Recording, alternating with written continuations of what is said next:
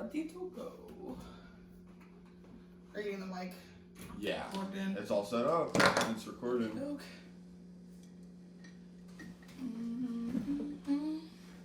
All right, everybody, welcome back to the Art Podcast with myself, Gabby, and this fuckery, Elijah. That's me. Fuckery. It's a good one. We're gonna call this. Well, we don't know what the subtitle will be yet, but we're gonna hope to start. I don't know if anyone else has done this, but we're just gonna fully send it and call it an Artcast, where we just sit here, vibe, smoke some weed, drink some coffee. Yep. Literally no pressure, no structure. Yeah. Well, the catch is that this is just what we do normally. This is literally what we do in our free time for whenever, because we're always working on our different projects, our different arts. Mm-hmm. Is that our different arts is. We're just plural. artsing out normally, and so we're just like, well, why even? We're kind of just weirdos when we just sit there, Uh-huh. This is what we're casually doing. Do it. So we welcome you, to join us. Yeah. If you don't like it, feel free to leave a comment telling us to go fuck ourselves. Yeah. And that's fine. But that's good for the algorithm, so make sure to leave that comment. I want to hear all the hate. Man. I would be nothing without my haters. Yeah. Feel the fire. I don't give a fuck. No, it's funny. I'm always so fearful. I feel like with it's such a subconscious fear of hate all the time with everything. That's just the way it is with fucking art. It's the way putting yourself out there in any way, shape, or form, even if it's being a weirdo at work. Yeah. Or being a new person or anything. That's something everyone can relate to. Everything, man. Every time I've always had this big lurking fear of what people are thinking of me, and then I try to be yeah, but it doesn't even matter because I don't care. Yeah. But you really just say that to hear your own voice. There's not even. We don't give a shit. But yeah. It's always it's just about how you process it. It's a meat grinder of emotions. Yeah. Because you can you can have some good shit come out on the other side. I mean, like I said, a couple months ago, there was a commission that I did that I was really excited about, and essentially I took too long, and this was an average time. It was a denim jacket, so it was I hadn't completed it. They wanted it back, so I kind of felt like it was stripped, my baby. Yeah. So I was like, don't. I haven't signed it. Don't put my name on that. I'm not proud of it. I haven't finished it. I didn't get the opportunity to, and. If somebody else could just say you found it in the trash, and they're like, well, that's funny because it looks like it came out of the trash, and I was like, roasted. I was peeing when I heard that, when I read that text. Really? And I sat on that toilet for 20 minutes. I just remember it was such a punch to my balls, Yeah. I was like, dude. What do they know, though? And I walked into it, too. I walked right into it. I said it. I was like, just tell them you wrote it in the trash. Yeah. What the fuck? And that just... And I went out of there after I came off that toilet. I went into my room and fucking sent it on probably one of the best pieces. I mean, I sold that one instantly. That was the self-portrait with the aliens.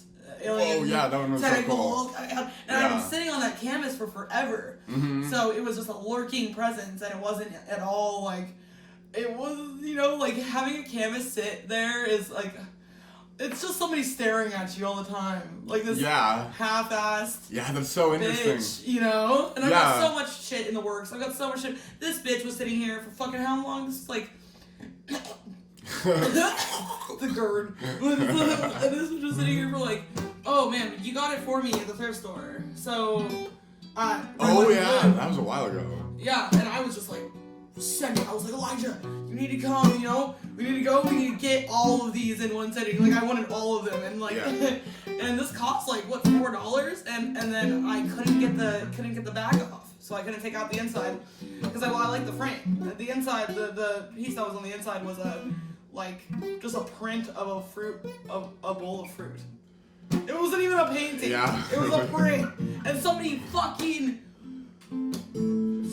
They're like, they soldered it together. And they're like, it in there. They're like, no way, dude. This was for some. I'm guaranteeing that it came out of some rusty ass, crusty ass fucking motel where they've got tweakers in their dick, trying to fucking pull this out so they can like smoke crack. Oh man.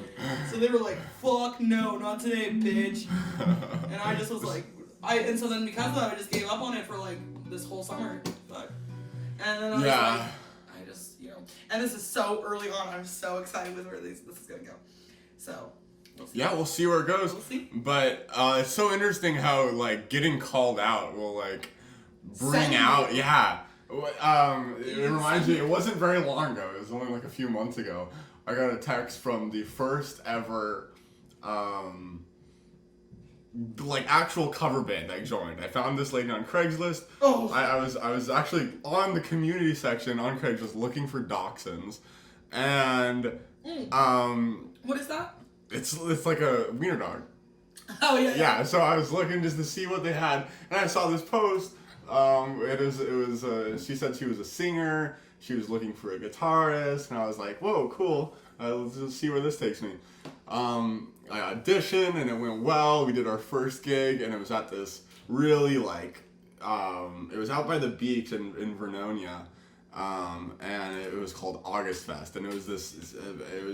You could just tell it was a house that they had a huge backyard with like a river on it. They put a lot of work into it, like they did. They were trying to do an start actual a thing, like an annual thing. Yeah, exactly. But this was the first year they ever did it, so it was really it was really early. There was not like really anyone there except for the family members of the musician. So it was pretty casual. But I fell on my ass. I not literally, but yeah, I definitely. And the other thing too is like you're so used to freestyling on the beat, you know what I mean? You're so used to bouncing on your own shit that I'm sure that was a huge challenge to try and like fucking conform to covers. Right. And I love doing covers. I love doing covers. That's what I started doing. But it wasn't until I was like given just like a list of covers to do that I wasn't really inspired. So I never put very much time into practicing. And then I did what every musician should not do, which is just kind of half-ass it, and I fell on my ass, and I didn't think it went that badly or poorly, but once I was supposed to hear back for like how much money we made and all that, and never heard back from this lady. And she was like, this lady was like in her like mid 50s or whatever. Oh wow. She was just like trying to get onto the music train. So I wasn't. That was another reason I wasn't taking it seriously. Is I just thought like I know we're not going anywhere. This is just like I was just using it as an opportunity to maybe watch them pop the fuck off and get left in the dust. Right. She's like the #1 cover bitch. Right, but she so I never heard back from her. Like a few months passed, and I just kind of moved on. But then I hit up the bass player, him and I were friends. We lived pretty close together, so we jammed a few times. But I had also lost contact with him after the show. Like everything seemed fine. We ended the show. I said goodbye, everyone, and everything seemed like it was fine. But once I hit up the bass player, I was like, "Hey, have you heard back from the lead singer at all about how much money we made or whatever?"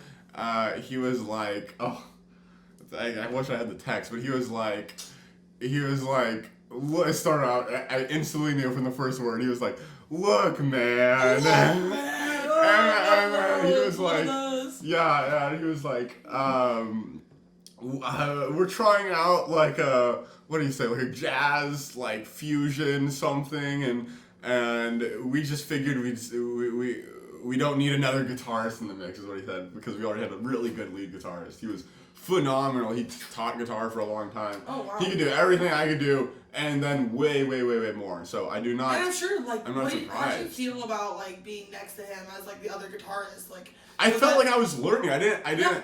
Yeah, I felt like he was just kind of carrying the show with his lead playing, and that's why you didn't really take it upon yourself to be like, Yeah, because what was I gonna do that was gonna top what he was doing? Yeah. But again, that's a terrible mindset for an artist, because we should always be looking for how we can be better, not how we can stay in our place.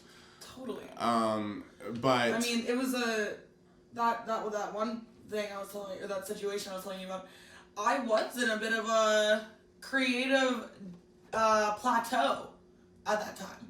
Yeah. And I wasn't rushing. I wasn't working on that jacket like every day. Like I wasn't feeling it. I wasn't sure what to do. I wanted to really process it and take my time with it. But Right. I was in a bit of a plateau where I wasn't really. I kind of just had to let myself have these periods where, well, also on top of that, my ego was pretty high that month. I was like popping off commissions. I was like, oh man, I just worked so hard, so I'm just gonna let myself have this week off, and then I'm gonna get back to it. Then I had more commissions popping up, so I was just like, I kind of let my head get to me. Not really, but I'm not really like ego-wise, but I just wasn't like. You thought you were being more productive than, or like you misread your level of productivity. Yeah, direction and productivity. Exactly. Yeah. So, which is dangerous. It was, but that blow to the balls is what inspired me off the bat. And like, well, how do you feel about that? Do you think that that experience kind of? Yeah, that's what I was gonna say. Is it totally it? Once I got that text, immediately I was like, I just had to smile because I was equally embarrassed that I received that message. And just mortified, but I knew there's only one thing for me to do over here. It's not like be thirsty and be like, oh well, I'm always here if you need someone to cover another like fuck you, bitch. Yeah, exactly. I just replied with like, that's totally fine. And I think he invited me to like a party he was having later that week. So I tried my best to just put it behind me and take it as a really real life lesson that if I'm wanting to take this seriously and be respected in the industry, then I can't half-ass it. If I'm going to commit to something, I have to commit to it. Mm-hmm. It's as simple as that, and know that should always be me putting my best foot forward. Otherwise, people will just think that sloppy take or whatever is just the best I can do, mm-hmm. which. It is the best I can do if I let it be the best I can do, but I know I can definitely do better. If that makes sense. That's an interesting question. Like, what is the best? What does the which is so hard, but I feel like you know when you know. I mean, and because I always like to say, I did my best. Like I did my best, or like whatever. Yeah, and every time that I say that, and normally it's in other contexts. It's like flipping that burger or something. And yeah. I did my best. Yeah. Or like sometimes we'll have a really rough night, and it'll be like a kind of a slacking close, and I'll be like, hey man, or like we'll just be getting up late, and I'll be like, hey, it was a fucking busy ass night. Like I'll write my note, be like, it was a busy ass night, and so we did our best. Hope everything's straight tomorrow. Every single time I say I did my best, I like have like a bit of a existential crisis about like, what is the best? Did I do my best? Did I do my best? Really? Yeah. I wonder with my art all the time because I like don't know what my I don't know what my best is. It'll just be, I just do whatever comes to mind, and then just kind of vibe on the beat. You know what I mean? That's all I gotta do, bro. Just drop that ass on that laptop, bro. Right. Okay, I'm gonna break out this sticker machine. So I'm trying out the Creative Station that this darling angel got for me for my birthday, and I've made some stickers with it. It comes with 3 different settings, and so it's got magnet strip, it's got laminate, it's got stickers, and I don't know if there's any other, but regardless, I'm still figuring it out. So today, what I'm working on, I'm really excited about it, is magnets for our refrigerator. That is looking very bare right now. So it's essentially you pop these cartridges in here, and it's really user friendly. It really is. Once you've got it hooked up, this is the lever for it, and the lever just rolls it just rolls the cartridge. So it's so user friendly. Like it's fantastic. My stupid ass could fucking figure it out. When I was doing the research to see what I could get you, you're like, I was like, simple bitch. Yeah. We can't have any buttons. No. That'll send it. Yeah. Existential crisis. There's just a shit ton of content out there with white moms, suburban moms, geeking out on this. They're looking so happy. And they're so now if you say like you want to give your child an extra little note in their lunchbox, you can laminate the note. If you just doodle on it real quick. They show them doodle something and then they run it through and then they show what it looks like in the lunchbox. They have so much fun. But I was just like, I knew you were gonna take it to another level. The bitches love it. Yeah. And I've been looking into sticker machines forever. Because, when I was like really popping, when I'm really, working hard in the street art community, I had a lot of really great inspirations and great friends that were like, they would just call me out straight, like, oh yeah, I saw your shit down on Burnside, like, here's what you did wrong. That was Snaky when we were working together in front of the mountain. He's like, and which was such a funny coincidence. Remember that coincidence with the sticker pack we got for the bomb? Yes, yeah. And then it turned out to be Snaky and all this shit. Essentially, there was this artist, a really successful street artist, that I wasn't even aware of. I wasn't even interested. Like, that was right before I decided to fully get into. And all I'm doing for this, by the way, is I'm just gonna take. I got so many scrap journals. I don't know if anybody you can just see. Yeah. It's just a scrap journal. We're talking beer spills, coffee spills, drain water, ash. It's really, it's kind of sad, like, when I think about how little I care for my materials, but at the same time, like, I just do this shit like this. Like, this is like literally, I'm just like grimy fucking goon bitch, and I'm just out here every day. I'm so content drawing on the napkins at my bar, my receipt paper. Yeah. Like, I that's how everybody that's kind of what put me on the map. Yeah. Like, I'm just like, it's the best way to get that practice. Fuck it. Okay, we're gonna try this out, but me and Elijah, you got me this bong for my birthday. You recall? Yes, that's right. Yeah, and the pretty little gold piece that broke. We were at Nomad's Crossing, which is a fantastic head shop over on Hawthorne. Yeah. And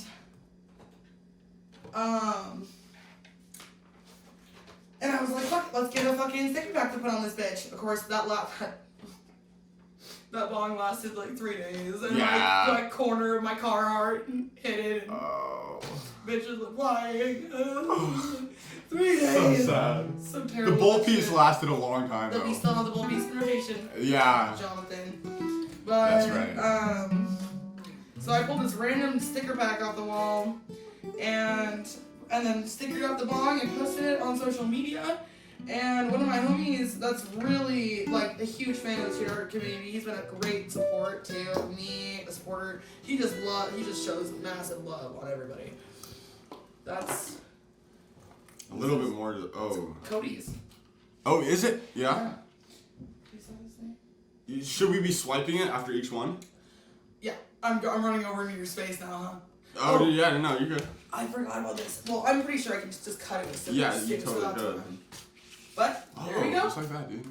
So I have 2 examples. The hand style over here is a good friend of ours. So we're just making magnets for our refrigerator, man.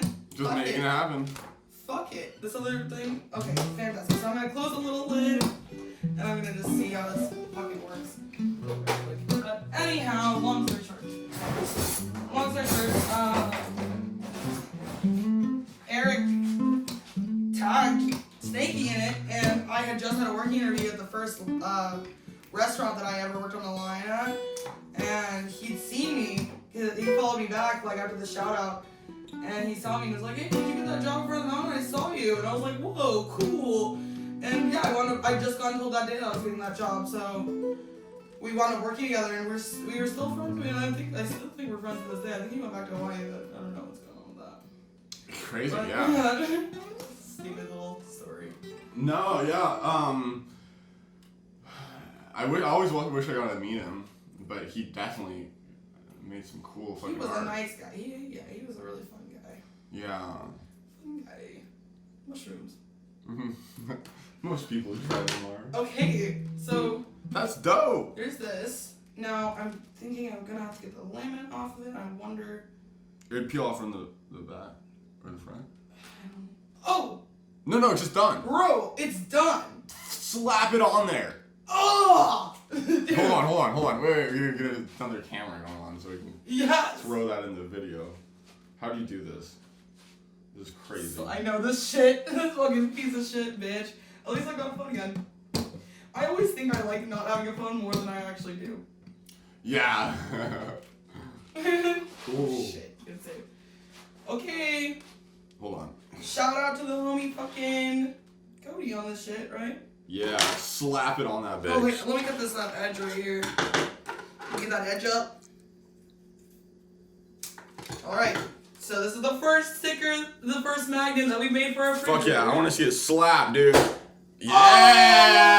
Oh, that shit hit! Dude, there's no coming off. Oh, yeah! Nice! There's a magnet! That is so sick! Okay, shout out to fucking Cody on this shit. Yeah, bro. dude. Man, that's so awesome. I wonder if he's gonna see that shit and be like, bro. Oh, I'm so excited. Oh! That is exhilarating when it's like so fucking easy like that. Yeah. Okay, I will say everybody, I will give it a...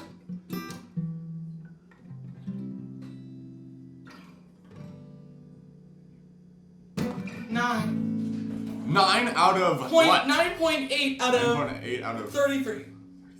That's like a 30. No, out of 10. Fantastic, very user friendly, and I need that shit. I'm a simple bitch. Simple bitch, man. It's not that fucking hard. I'm just not that hard. And you can pump these out and like get little baggies and just sell them or whatever, dude. I mean, shit, that's what Snakey was doing back then. He was just nomads, like a lot of head shops just want to support local artists and see that shit up in there for real. You know? Yeah. So how is it to how easy is it to order refills? Super easy. I mean, I think it depends on what you're getting. I think I'm good for a while. But... Yeah, I think it came within like a week or two. So just for clarification, this is not a paid sponsor. We aren't getting sponsored right now, but we should be. We definitely should be with the production quality of this. We take this shit serious. I take this shit serious, man. Sponsor me, bro. And it's so great. This is what I like doing. I like having like a rotation of shit. So like, for example, this is drawing right now. Nothing I can really do about it. Like I said, I've got big plans for this piece. There's going to be a lot of layers to it. And one of the worst things that I always have to remind myself is like, a lot of the fun shit is the last shit you do on it. So I've got to like fucking take my fucking time and do all the stuff that's in the background and layer it up because I've done one too many times. This one, fucking, speak of the devil, speak of the whore. This fucking cunt, dude. This was one of my biggest struggle. This was one of my worst pieces. Oh, like, yeah, you were sitting on it for so long. I was a train wreck about this one. Because guess what the first thing I did was? And this was one of the only ones that I've actually based off of a sketch.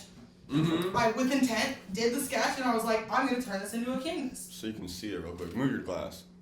So there's a picture of it, yeah. So, maybe So explain it real quick. Explain what happened. You can kind of see. So, I'll explain what happened. You can just set it up, yeah. I'm going to hold it like this. So if you look here. Okay, so it was a really awesome drawing. I've got it laying around somewhere. Huge thing. I had this huge plan with it. But when I'm doodling, I can so easily add to the background and just create, like, these motherfuckers and just, everything's just kind of mashed together. It's like a collage, and that's so easy to do with a pen or a pencil on a fucking paper. Like, one thing you need to consider when you're working on a painting is that there's like, you have to destroy it as you go. Yeah. Like, in order to make, like, layers to it, you've got to do those first and put your all into those layers and then move on and cover it. And it's such an unforgiving process. Yeah. It's fine, because the end result is what, like, really makes you happy. But I've always loved, like, the progress of things. Like, you see all my shit that I love, like, all my art that's, like, half finished, laying around. Yeah. Like, I love it, because I like it that way, and sometimes I need to leave it that way for a while for me to, like, feel good about it. Yeah. But this was fucking... I had the plan set up, and I had all these elements to it, but when I started the canvas, I went right balls to the wall for the main piece. This dude, balls to the wall, and just sent it. And this is not. He did not look the same as he does now, because I had to cover him completely. and it was such a depressing process.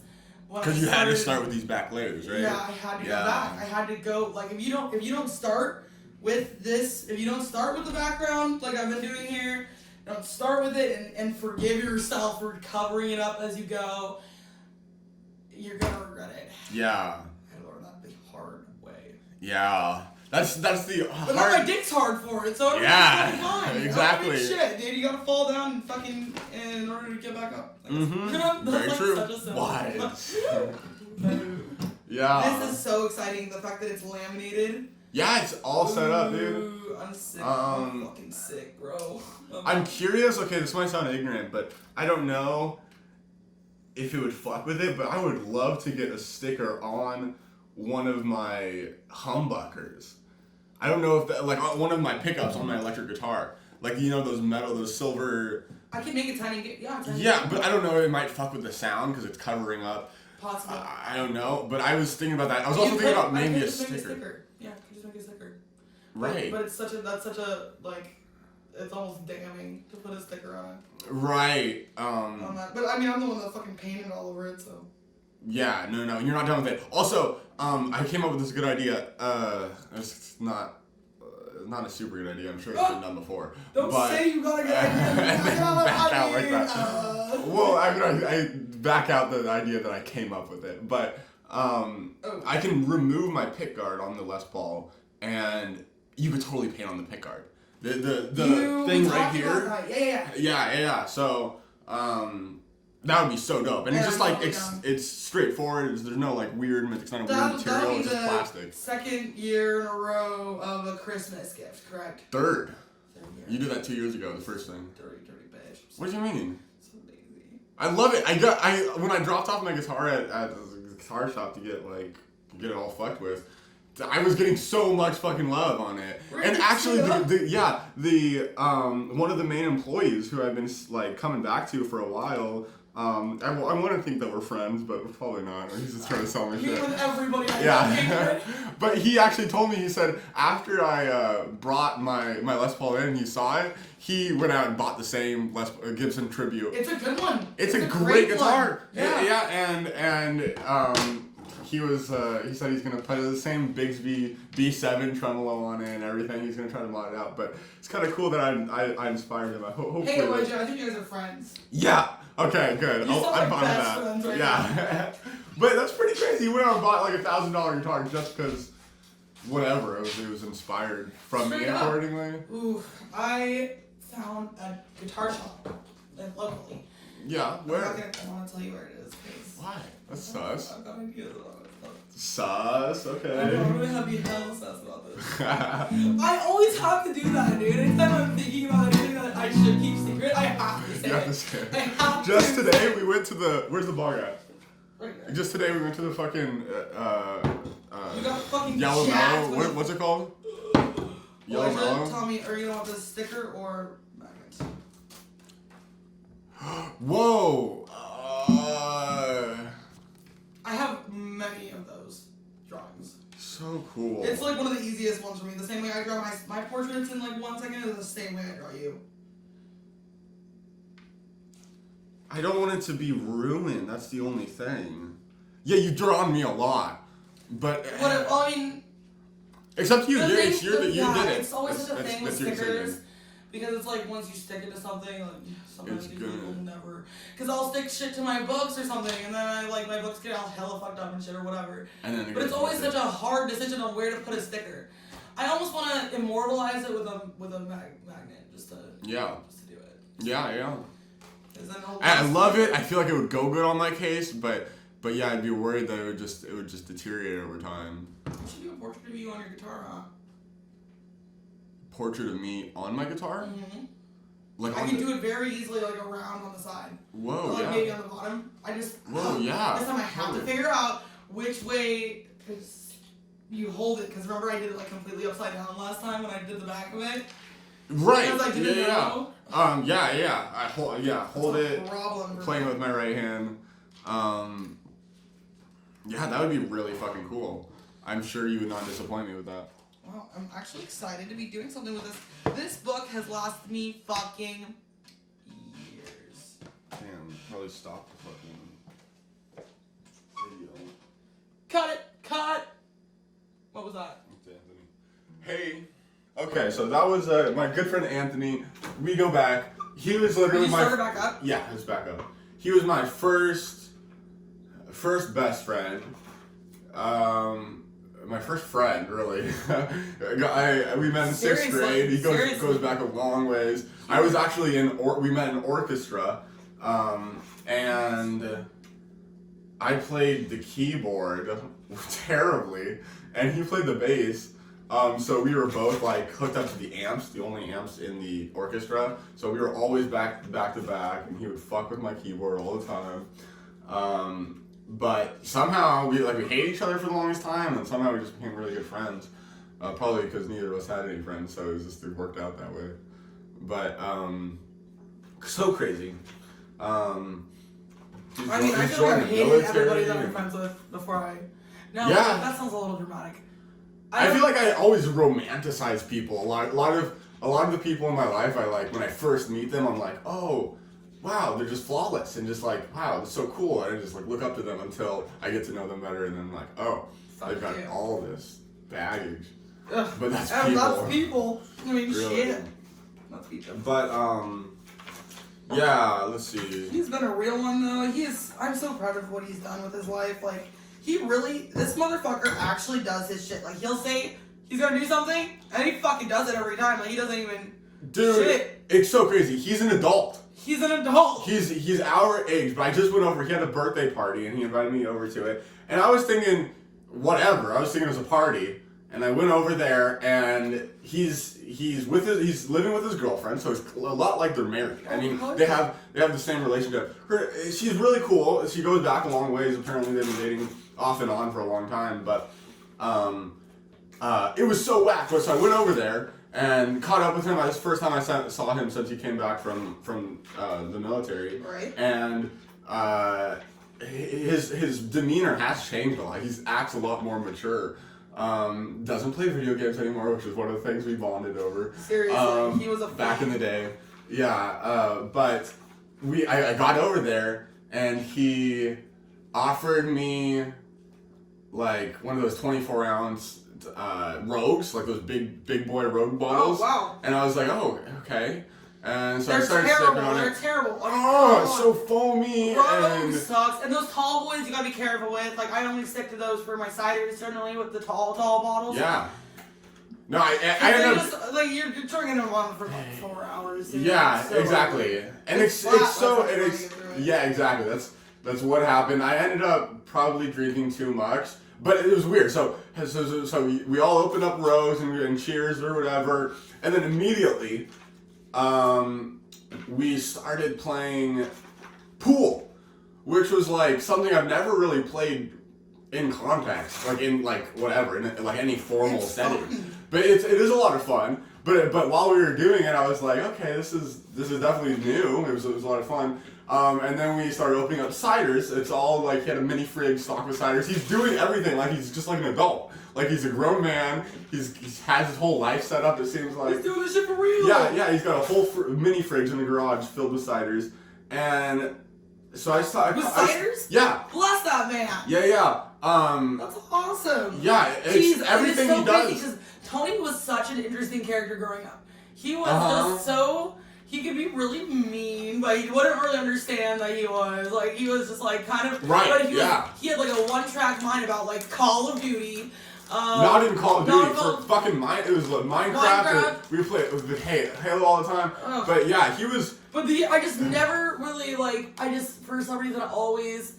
He was really mature, but for his age, but I never really He was still a kid. We were still kids back then, and we were still. But the one thing that was always different with him is he would just get shit done.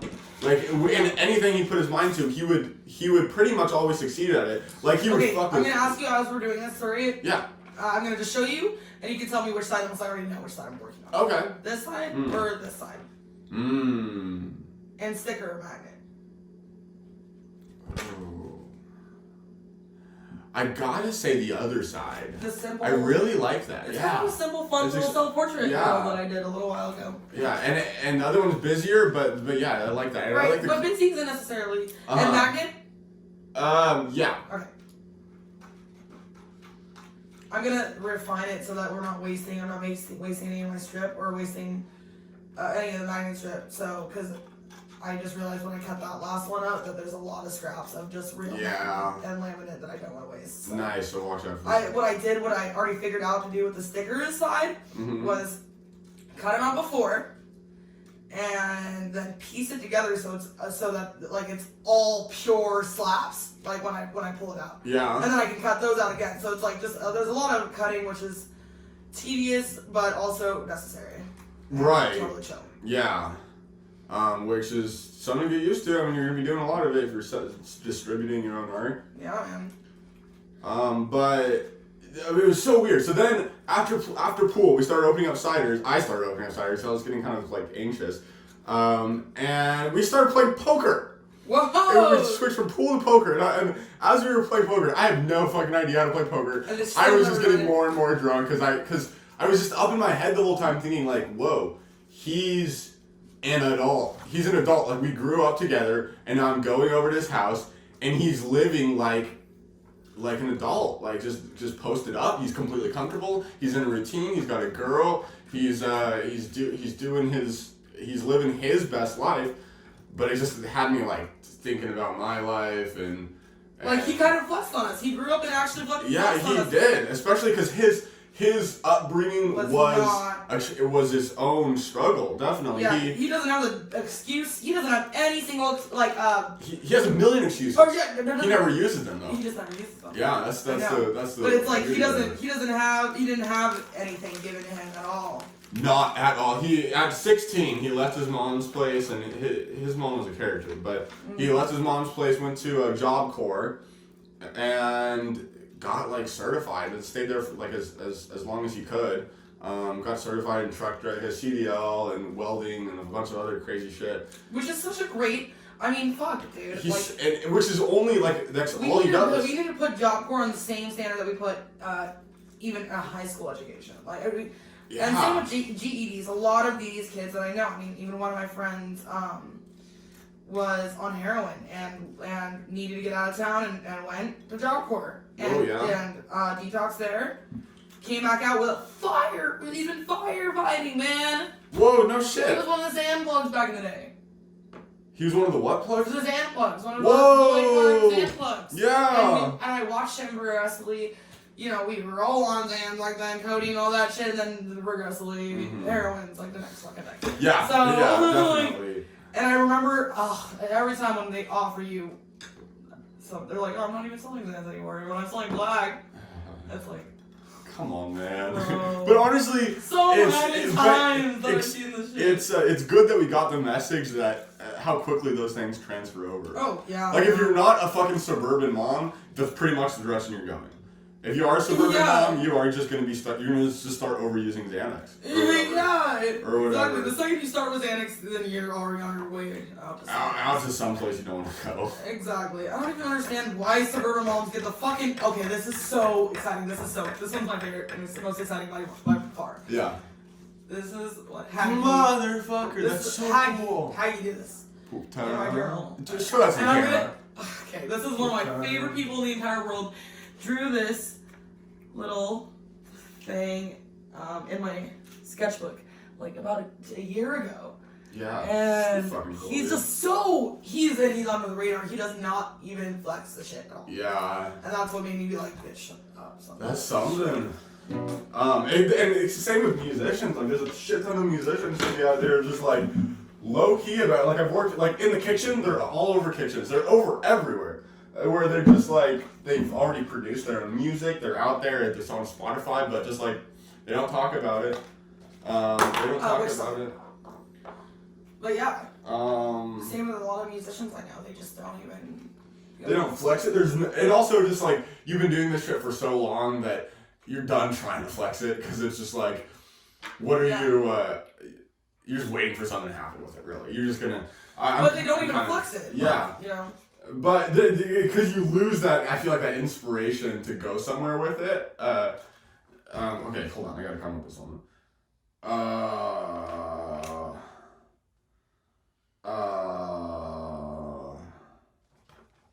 They're both cool in their own way. I really, I like the ribs on this. How it's not like it's not. It's just it's all kind of distorted. Yeah, exactly. Like it's not what ribs would be. Well, somebody was rifling around in that body, you know. Right, you fucking know it. Yeah. Someone was moving shit around. I'd say.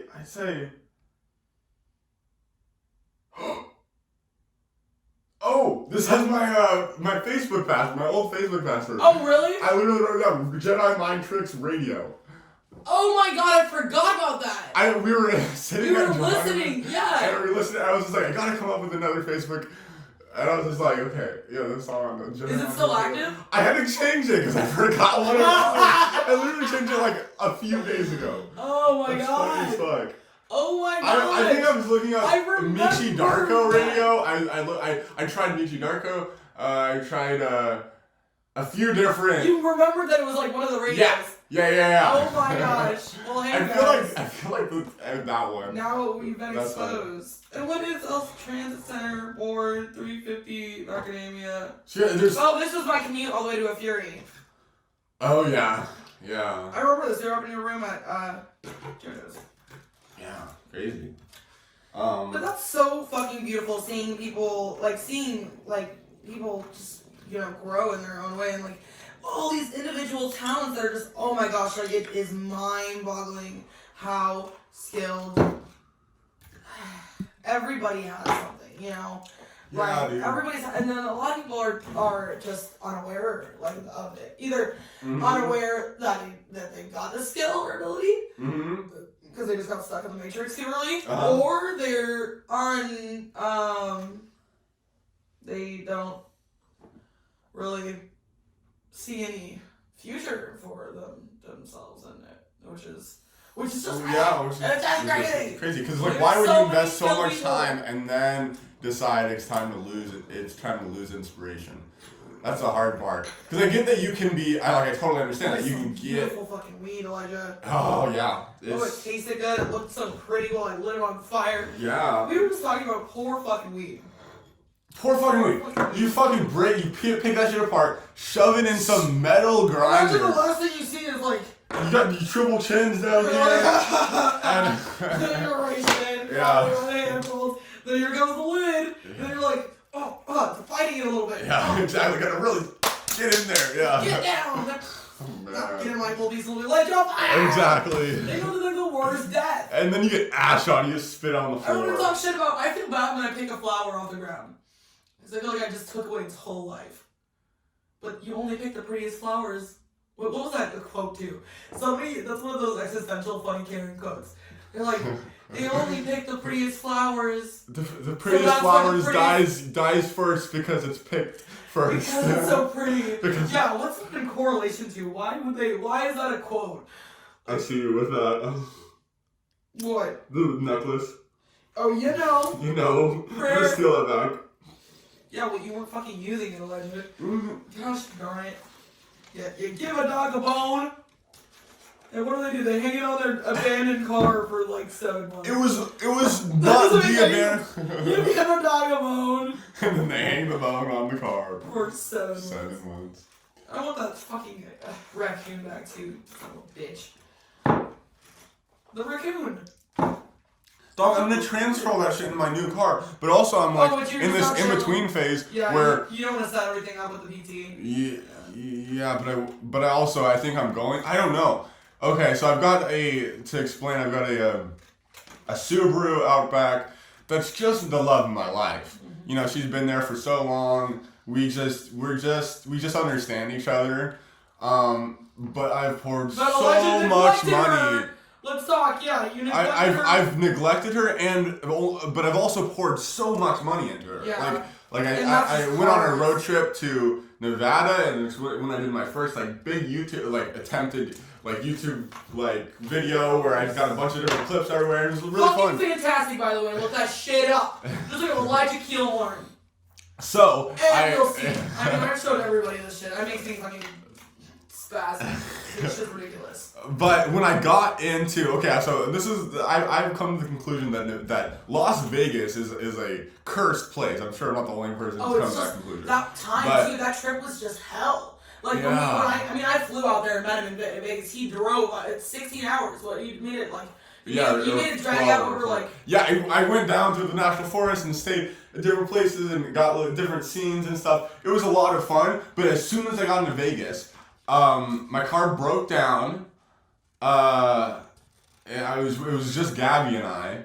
And we were on the freeway going like 70 miles an hour, and then immediately the car stalled back to like 40. You felt it. It was like it stalled back on the freeway. We were on the freeway. So we took the nearest exit, and luckily there was a shop like right there on that exit. Right? Is that where we went? Luckily, it was pretty close by. They told me that my car was completely fucked. So Subarus are known for having fucked up head gaskets. So they ended up replacing one of them. That guy so hard too. Oh, were you? Yeah, the place. He was so hot, but he was trying to fuck you in the ass at the same time. So I'm still gonna go back to Vegas for him. He was so cute. Man, so $3,600. I'm talking about the saddest day of your life. I know, and you're like, you're so cute. But I had to pay 30. I got in debt. Like I signed the whole contract thing, and apparently if you don't pay off the debt within what is it? 6 months, it goes up to like 200% interest. Yeah, we which already is knew that crazy. when you signed it. No, I knew that. Yeah, it didn't do it. You got it off. Oh yeah. Yeah. But that's just a crazy fact. So watch out. It's far out. And the wackest part of the story is fucking like 10 miles down the road. I had to wait in Vegas for like 3 days while they worked on the car, 4 days. And then I was so ready to get out of there by the time they gave me the call that the car was ready. And 10 miles down the road, the check engine light came back on. And I was so devastated. I wanted to get out of the city so bad. So I just called the mechanic shop and I told them that it came back on. They were like, oh, it might be turning back off in a bit or whatever, but you can bring it back to us if you really want us to take a look at it. And I was just like, I decided not to because I just paid. What did I do? Pay more money? Oh, I'm fucking broke as shit. This was. That was literally the time. That was all your savings. Exactly. I had just gotten fired and you were from flexing on me with that savings, like as is. It was like, wow, that took so long to fucking save up. Yeah. Just to fucking blow the bitch all in one cute, sexy hour. And it did nothing because literally, I ended up being like, no, it's okay. I decided to make the road trip back, and it barely got me back, dude. Once I got I was like maybe within 100 miles, I started making clicking sounds and stuff like that. But I was like, I need to get back to Portland. I need to just do this. I had been on the road for like 3 weeks and living out of my car. It sucked the fucking soul out of you, man. It's so depressing. Like, it's fun. I've had fun the last couple times that I've gone back now, or one time. But you need to have so much money to just enjoy yourself. Yeah, and even still, dude. So while we were there, so I was depressed. I mean, I wasn't depressed, but I was just like trying to cope because I don't have a car. We were buying like $80 eighths and shit. Yeah, we needed to re-up, get some kind of fucking weed. So we went to a dispo, and it was I like. walked out of the bitch like, oh my god, I've never fucking.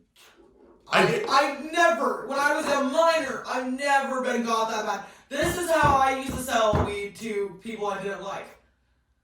Right, ritzy ass people who don't know they're going to private high school. $35 no, you guys. I'm proud to say that was my greatest thought. I peaked right then, just downhill ever since. But walking out of the dispensary, I was like, I just got, man. Dude, Las Vegas. Yeah, we got back to Portland. As soon as we got back, I got like a $35 ounce, and I was like, this is home. This is home. This is safe. But no, everything about it. The traffic is so fucked up. Whoa, yes. Show us the camera. Super cool. Look at the little monster creature on the right. And it's all just doodles. There is absolutely never any pressure when it comes to Elijah doing your fucking riffs and jamming out and everything like that is your art. And there's no way to really fucking do it wrong. That's all up to you. Yeah. And I sometimes I don't like. Sometimes if I don't like something and I want to make ideas on how to tweak it, I do that, but I don't tell myself I did anything wrong. There's never anything wrong. And like You always do I something learned the better. most with this bitch, you have to sacrifice sometimes to recreate, but you can never ever do it during enough that you can't go back. So. Right. And yeah, like what is it? Fucking Bob Ross always says like whatever, happy mistakes. Because that's such a better way of looking at it, or happy accidents or something. Yeah.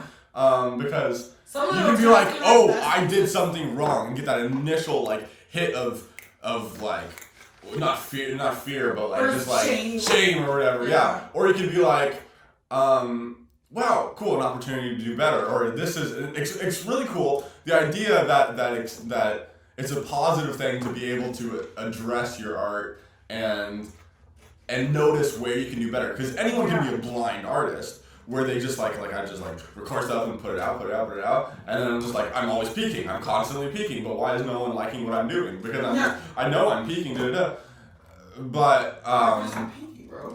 that's pretty dumb, because if you're able to, it circles back to our conversation about like what is doing your best.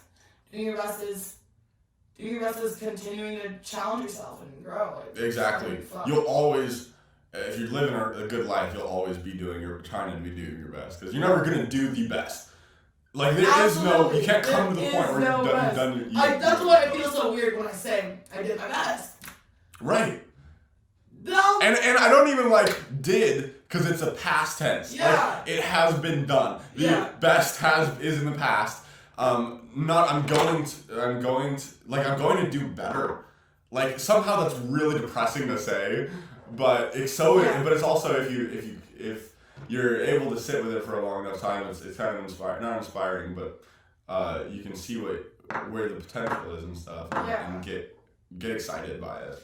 That's exciting. Is the potential, is the future. It's like, whoa.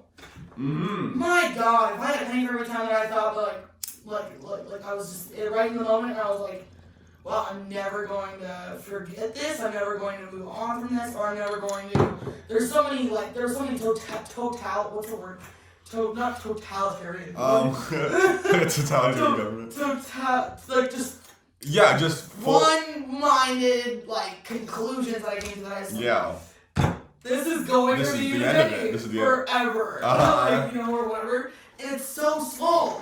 It just means so little. And whether it's whether you're looking for, or whether you're like, yes, this is the day that I'm going to be doing my best, or this is the day where, like, today is the worst day of my life. Like, I'm not gonna, like, this is never gonna get worse. Yeah, exactly. It reminds me of just a devastating time for me. It was right when I was playing around with, for the first time, like poetry and writing and stuff like that, and I had I think you stole a notebook for me at Barnes and Nobles or something, and I was in love with it. It was like leather bound, and it had a strap that attached it. Maybe I was the one who licked it or something. But it was a long time ago. And then one day in the house, it's unexplainable. There was a friend over, but I really don't think it was the friend that took it, but I had it. Oh, I and remember literally, this. at another time, I did not have it. It was I had it. I remember I moved it to the table right before we were about to leave to go on this road trip, and I set it on the table. I totally remember doing that. And then I was about to get in the car, and I was like, "Oh, I didn't get my notebook. Go check the table. It was not there at all." I checked. I was like, maybe I did put it in the car. Checked the whole car. Made the family wait so I could check the car. Wasn't there. Started freaking out. End of story. I never found the notebook. What was on it?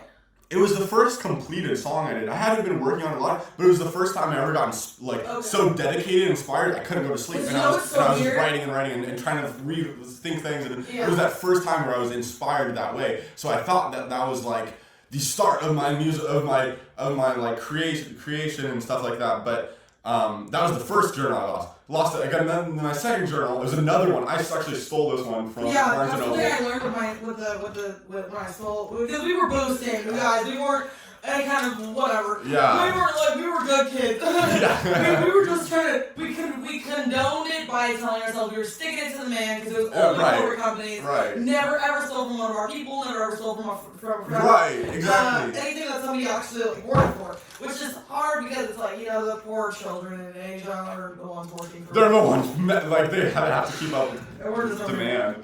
But yeah, so I ended up licking the other one, and I was on like a school trip in Boston for the 4th of July. The whole backpack. And it was in my backpack, and I had like my charger in the backpack and everything.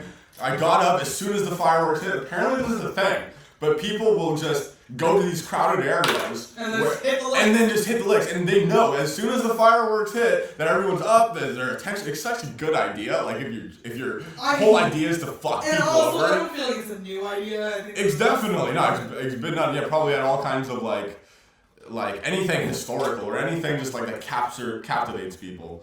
I'm sure there's people out there hitting licks, but boom, look down and it wasn't there, and I was just devastated. No one knew what to do. Like, what? How do I explain? Like, I didn't tell anyone what was in the journal. He got me a Trailer Park Boys shirt too, and that got stolen. Oh my word! You don't even remind me of that. Yeah, I had records in that I bought. I was doing this all kinds of stuff. On top of that, you were really limited. Like we never had any money, so you were really limited on what you could afford. Yeah, exactly. That was like a lot of. I fucking feel you, babe. I just feel you. Okay, so the story doesn't even end there. So I lost. So end of story. My backpack wasn't there. I couldn't find it anywhere. I made like my whole. I made my. Oh yeah. I made my teacher like help me try to look. I didn't make him, but he tried to go through and help me look. Yeah, and it never ended up finding it. Turns out, I get back to home, I end the trip and everything, I'm like kind of trying to move on from like losing to another journal, which I just put so much time and it was really a lot of shit ideas, but it was just like, I thought that it was the start of my big thing. Every time I was a sketchbook, like I was like, everything in there is like, sometimes because I've lost so many, I'm just like, okay, whoever finds this maybe will be inspired. But when somebody actually downright hit the lick on you, I can't fucking feel like diddly squat for you, man. Yeah, and so that's why in the second notebook, as soon as I got it, as soon as I stole it, I wrote, this is property of Elijah Keelhorn. If you find it, please call, just assuming that this might happen again. So, I get back to the house, I get back home, and I'm coping with losing this thing, and I get a call, and it's this dude in like this, like, he sounded super muffled, but he was like, hey, I found your journal, I don't know how it got here, but I found it in a dumpster, and I was like, so cool. I didn't know if he was the person who stole my bag and he just read through my journal and felt bad for me because I poured my heart out in that shit. Or if he just literally found it in a dumpster. But either way, he called me and I talked to him. I was like, thank you so much. I would pay you to ship it to me or And he was like, okay, well, I'll call you back later. We're talking about it. And then so instantly I was like, everything's good, there's a God in this world and everything, and never fucking heard back from him. I tried spam calling in and leaving a voicemail and be like, listen, I can direct deposit the money to you right now, but no, I got, and then I ended up going to Apple Notes to write all my shit, and that's kept done me fine. Yeah. I've never pursued it when I lost it. I've always wrote my phone number, always wrote my name on it too. After losing the first like 3.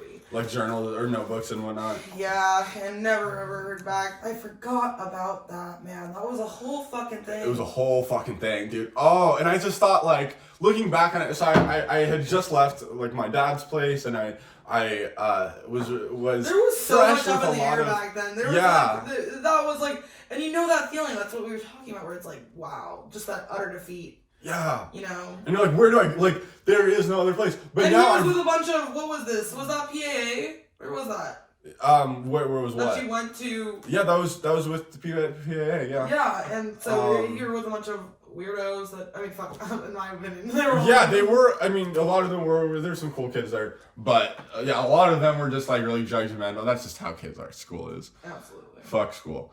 But, Yeah. So, but now that was so long ago that I've lost any any feeling of like remorse or like regret. Like I don't regret losing that stuff anymore, because the stuff I do now is so much more advanced. And that's a good way to look at art, is like you'll lose stuff along the way. That's just life, but you'll keep on, so long as you're learning, you'll always keep that knowledge with you. Mm-hmm. And then and there's always everything, especially when you produced it yourself, when it came out of your butthole. You know what I mean? You threw it up onto a page. That's even more encouraging because you just know that it's completely yours, and you can if you can do it again, you can do it better. That's the facts. Exactly. That's literally the facts. Because I don't remember what that shit says, or what my poems and all that shit were back then, but definitely know they got a lot better. Oh fuck yeah! And that's not to sound not to be like I'm peaking, you but got a little bit more to come at it from like a blues angle too, like. Yeah, exactly. A bucket dumpster. Right. And literally never sent me. Never sent me. I cried. I cried. Right, dude. Let me see that shit. So cool. Nice. I love it. Okay, I'm really like digging the. I wish I could not be wasting as much time. It's just, but wait, maybe could you get a whiteout Sharpie? And then art on it. Yeah. That's a mountain right there. Dog, facts. The only thing is it's on the laminate side. But I have to draw it. Oh, yeah. Right. Well, we'll never figure mind. it out. I am gonna say this first. It's cheap too. I mean, it's like another roll of this is like $10 or something like that. Facts. Okay. So you just do your thing. That is so fucking cool. Like I never thought it'd be so easy to fucking pop out some fucking magnets, dude. I'm so glad you're figuring it out because I was honestly, after I gave it to you, I thought like I failed with the present because you're like, oh, it doesn't work for the phone. And I was just like, no, but that's good because then you get to write something new every time, and everything will get better. And I wanted to be able to like mass produce. I know that'd be really because that's what everybody's beneficial. doing with their screen printing and shit. That's just screen printing. And we'll be able to do that. It's a whole other concept. Exactly. Now we can do that. Like no doubt. We are chilling. So, but meantime, like you have this to get better, and you so much just fun do it. because I'm not very technological, so I don't know. The reason that I've hesitated so long to even get a sticker machine at all is because the screen printing situation is just I would need a lot of help figuring that shit out. Yeah. I'm not gonna figure it out. Yeah. I'm not gonna bounce into that one very easily, but it's so everybody does it, you know. Like a lot of my inspirations and stuff are all over the streets, and I want to be able to do it, but I'm like, you know what? I'm a doodler, fucking, stumblebum scumbag, so I don't really. Yeah. And the cool way to look at it is like you can doodle with the this. ones that know. Yeah, exactly. You don't need to you don't need to do that necessarily to still grow as an artist. Absolutely not. I limit myself so much when I compare myself to anybody. That's so real. It's so real. It's so unreal. Because the people you're comparing yourself, this is such a trip. The people that you're comparing yourself to, you're being like, oh, I wish I could be as good as those people. They are comparing themselves to other people, and they're still thinking the same thing. 100%. So it's literally, we're all in psychosis, literally. We're all in psychosis. I mean, I've been saying this shit for years. Shit. But, I mean, shit, dude. Anybody that denies that is the one in psychosis, quite frankly. Because we're not all in psychosis. We're all just going to. That's just part of. That's what people do. I don't know why. I can't explain it. I don't know what. I don't know when. I don't know why. I don't know how. But people do the same shit all the time. Like, I mean, fuck. Oh my gosh. I was reading this fantastic. I've been reading Prometheus Rising, and I can't remember the name of the author. It's pretty renowned. But regardless, he was talking about how Edison was jealous of Tesla and denied quantum whatever physics. all the he denied he denied something that wound up being to be really valid. But But he was like, and then Tesla denied the big award. Oh my gosh, I'm so terrible at this. Really? He denied like the big brain award or something. It's actually the right Peace there. Prize Read the National Nobel Peace. No, I don't think so. It's right there in the green backpack. In it? Yeah. Oh man. Yeah, I'm curious. Let's do everything. Yeah, like what is it? Where you're just like helping out the world, like one of those fucking acknowledgements. Okay, let's see here. He was just talking about compare the time it takes to find the second quarter. Wait, what book is this? It's called Prometheus Rising by Robert Anton Wilson. Oh yeah. Mm-hmm. Or what's this? The Thinker and the Prover. Oh, this was just a really interesting. Oh yeah, Edison's pig-headedness on this matter. So, businessman scientist over subject. The majority of physicists rejected Einstein's special relativity theory in 1905. Einstein himself would not accept anything in quantum theory after 1920, no matter how many experiments supported it. He's talking about the thinker and the prover, the one that actually goes out and figures out the facts. There's someone who picks it up, and they wonder about it, and then leave it there. But there's a thinker and then there's the someone who yeah.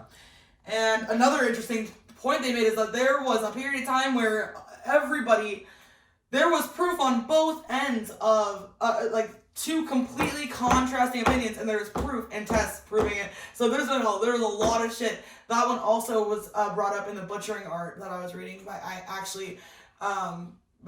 can't remember her name. Butchering Art, fantastic about the discovery, about the development of amputations. So, it's fantastic. Wow. Just fantastic. But anyways, I was gonna read this. Einstein's quantum theory after 1920. No matter how many experiments supported it, Edison's commitment to direct current electrical generators led him to insist alternating current generators were unsafe for years after their safety had been proven to everyone else. Edison's pig-headedness on this matter was partly the result of his jealousy against Nikola Tesla, inventor of AC generators. Hard flex. Tesla, on the other hand, refused the Nobel Prize. When it was offered to him, and Edison jointly, because it was offered to both of them together. And, so we're both like, we're both too good for this. Because he refused to appear on the same platform with Edison. Both of these geniuses were only capable of objectivity in science in certain limited laboratory conditions. Science achieves or approximates objectivity not because the individual scientist is immune from the psychological laws that govern the rest of us, but because scientific method, a group creation, eventually overrides individual prejudices in the long run. Take a notorious example, this was fucking fantastic, and I'll be done, you guys. Yeah.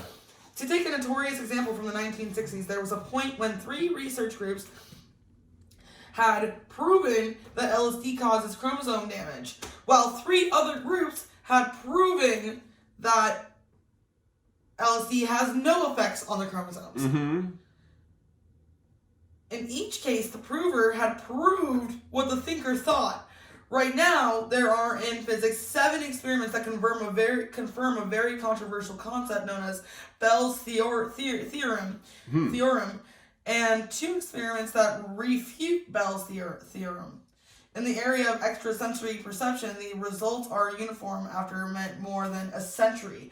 Everybody who sets out to prove that ESP exists succeeds. And everybody who sets out to prove that ESP does not exist also succeeds. What is ESP here? Truth or relative? Here, let me look it up real quick. Extrasensory perception. Which is what? Extrasensory perception. So that's essentially flying on acid. Yeah. The fact that you're picking up more than like you're than fully, what your like actual you know how we cracked the code. Remember how we're woke as shit and we cracked the code? Remember that? Right.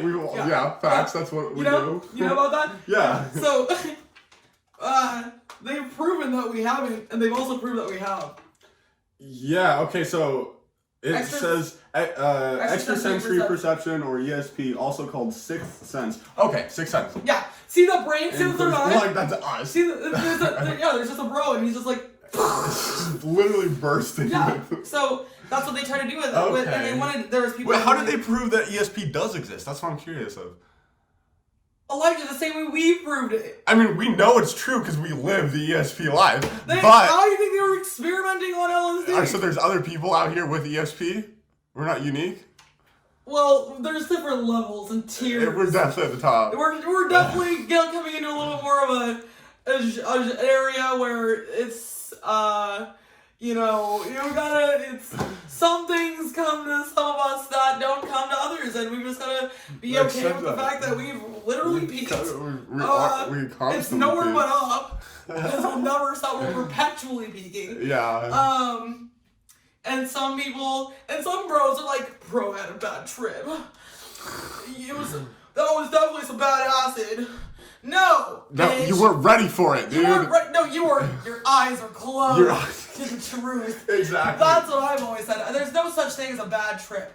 There's something that the hallucinogen or whatever. There's something that the experience revealed to you that you were unable to. Yeah, that you were fighting, and then now there's this internal conflict. That ESP comes, yeah. Bro, we get so much shit. Okay, this is like, it's hard to, this is such a basic this is such a basic thing. Like, it's not, I mean, like, everybody wonders. This is fascinating. I definitely pick this up. But, where did you find out? Or where did you find this book? Bro, sitting on my bookshelf. I think I got it at that, non-profit bookstore over down on Powell. They're fucking awesome. It's like a bookstore, bike store. Yeah, that's right. I remember you told me I used to hang out there for just hours, just sitting in the. It's one of those where it's like books everywhere, books on the ground, and you can go in the nooks and crannies and different genres, and literally the first time I went in there was the music section directly across from the bartending section, and so it was like all the different liquor mixtures and all this shit, and they're all used books. So you can see some people would annotate things, and you can look at like what other. I love that. I love used books for that reason. Yeah. Because you can feel the weather and what somebody else experienced. I just rarely ever buy a brand new book. I've stolen a lot of them. I've stolen a lot of them. Yeah, I know. Where are those guys? There's a lot of. Yeah. But Barnes and Nobles, I'm just saying. But back to that. I mean, like. What do you think about that? Like, I literally, this is what Stealing books? No. There's worse things to steal. Bro, level with me. Come on to psychosis for 1 second. Yeah. Weed, nicotine, alcohol, all show you things that are true and real about the reality of the world. I think the reality is we know the truth. Nicotine and alcohol have nothing to do with that. I was just trying to see if you were listening. No, yeah, exactly. No, nicotine definitely, alcohol definitely. There's some truth in alcohol though. Like some people are just belligerent on a whole nother psychosis trip. Right. But there's some level in the middle there where you kind of see somebody's real true colors.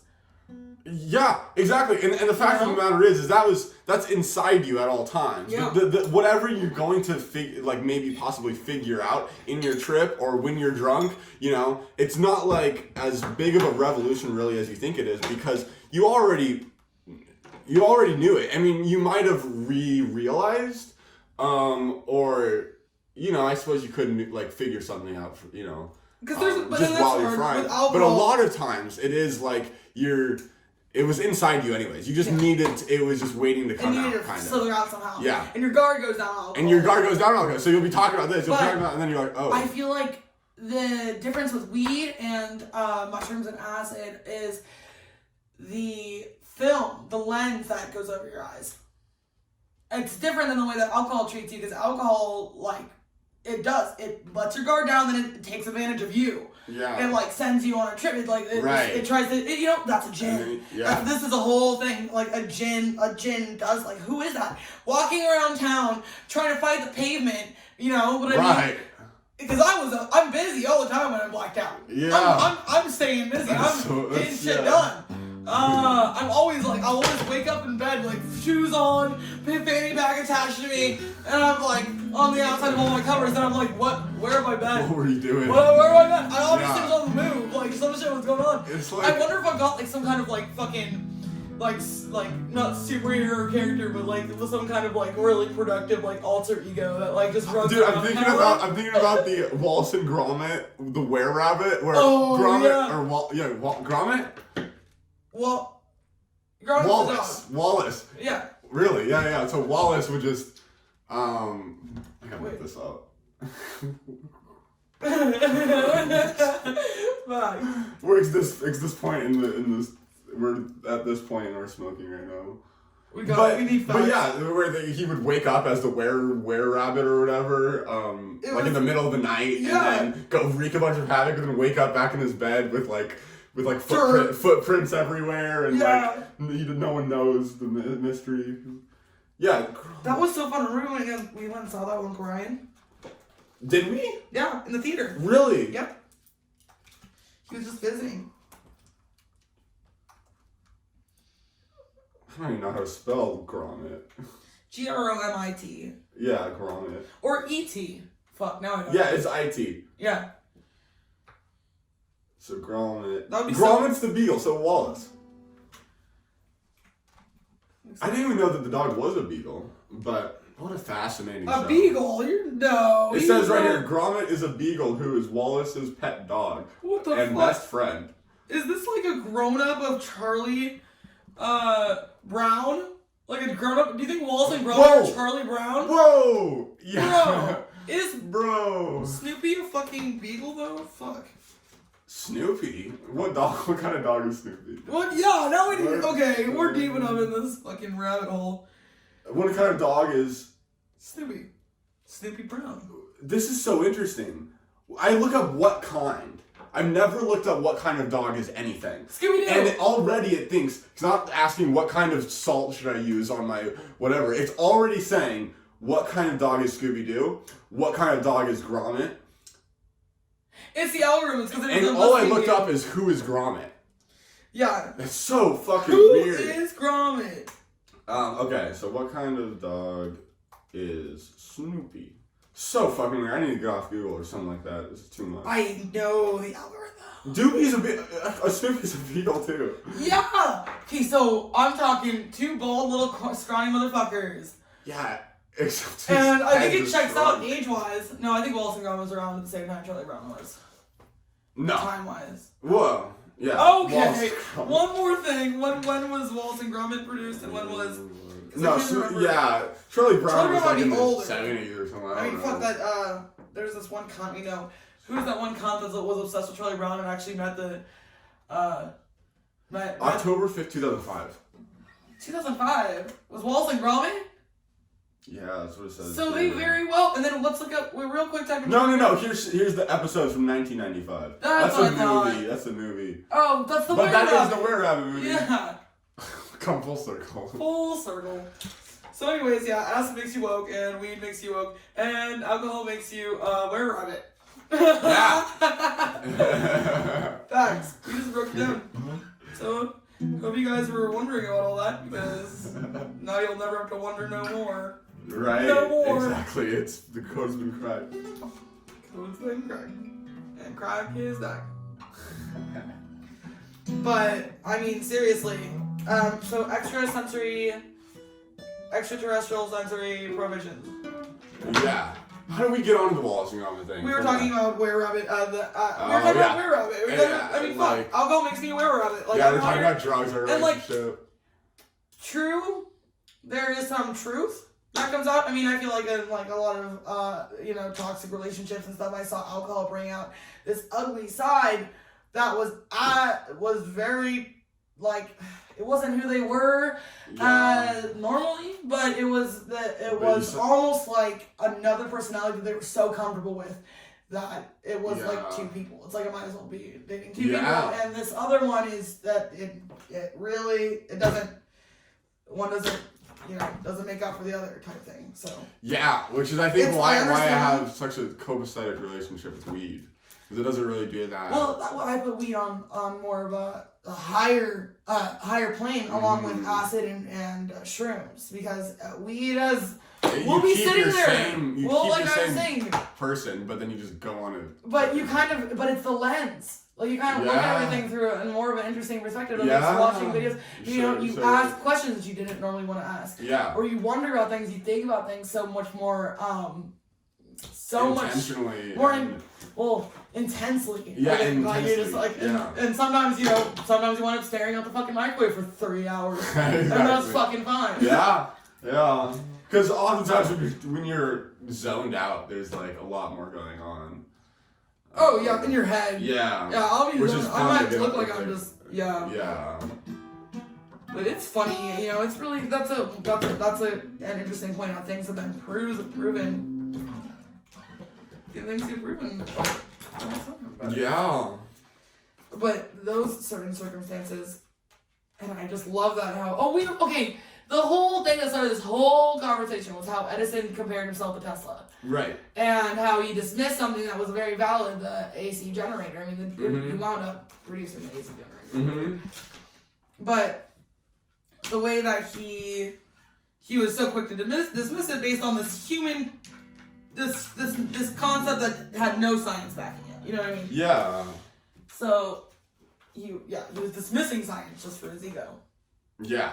Which sounds a lot like COVID deniers. Oh. Isn't that interesting? Who was I listening to? I think H3 said something about it where they're like, there's these counts from, there's nurses that are like, man, there are people literally all the news all over. Hooked up to a ventilator actually dying, and they still think it's a hoax. They just don't know but they're dying. And so they just don't know what's killing them because they're in such denial. Yeah. That's crazy. That's something. People are just such silly characters. Mm-hmm. And the big mission, the ultimate goal is to know everything. Yeah. It's just to be credible and to have right. it figured out, to be right. Yeah. Exactly. People don't give a shit about credibility. No, and that's why it's so interesting, because people who talk a lot and talk really confidently or whatever, they know that other people are looking to see who's right in the room. Yeah. So if you're like, I don't know, it comes like Ben Shapiro comes to mind. Oh, so his whole personality is built off of he wants to be the person who's always right in the room, and then that way you have credibility. People will listen to you. It doesn't matter necessarily what you say, because you're already seen as this figure who, Ben said he's really smart. He went to Harvard or it's wherever. It's also about the way you carry yourself. Like, and people look for it. Everyone looks for it.